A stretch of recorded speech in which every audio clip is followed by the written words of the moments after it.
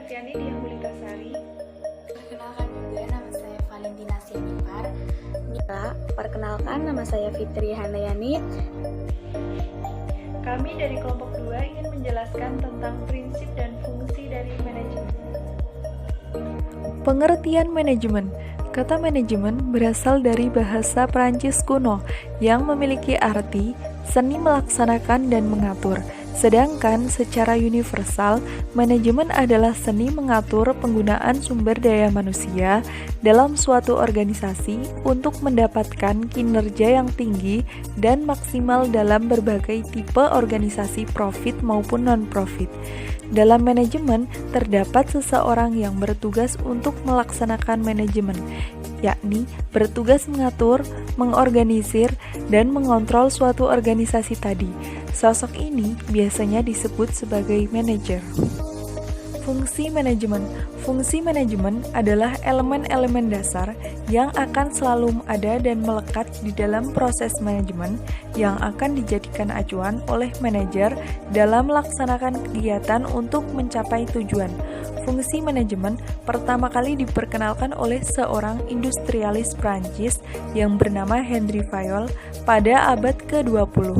Ketika itu, ia menyebutkan 5 fungsi manajemen, yaitu merancang, mengorganisir, memerintah, mengordinasi, dan mengendalikan. Namun saat ini, kelima fungsi tersebut telah diringkas menjadi 4, yaitu perencanaan atau planning, pengorganisasian atau organizing, pengimplementasian atau directing, pengendalian, pengawasan atau controlling. Kegiatan-kegiatan dalam fungsi manajemen. Yang pertama, fungsi perencanaan atau planning. Terdiri dari menetapkan tujuan dan target bisnis, merumuskan strategi untuk mencapai tujuan dan target bisnis, menentukan sumber-sumber daya yang diperlukan, menetapkan standar atau indikator keberhasilan dalam pencapaian tujuan dan target bisnis. Fungsi yang kedua yaitu fungsi pengorganisasian atau organizing. Terdiri dari mengalokasikan sumber daya, merumuskan dan menetapkan tugas, dan menetapkan prosedur yang diperlukan.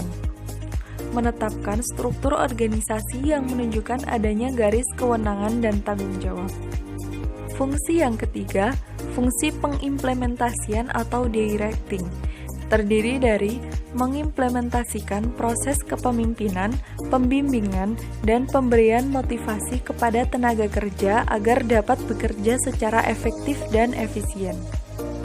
Memberikan tugas dan penjelasan rutin mengenai pekerjaan, menjelaskan kebijakan yang ditetapkan.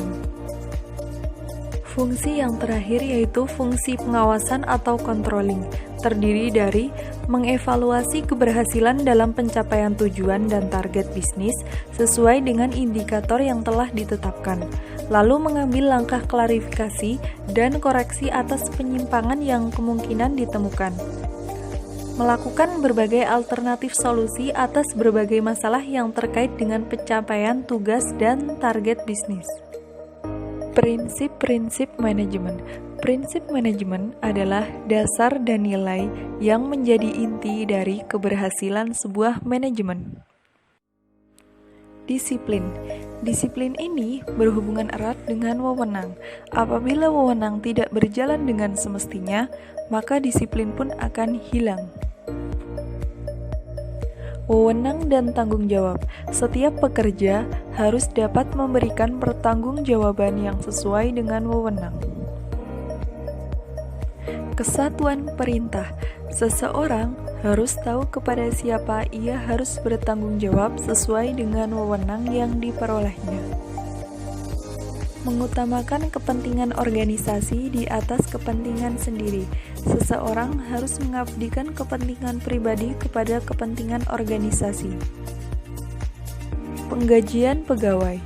Gaji atau upah bagi karyawan merupakan kompensasi yang menentukan terwujudnya kelancaran dalam bekerja. Pemusatan.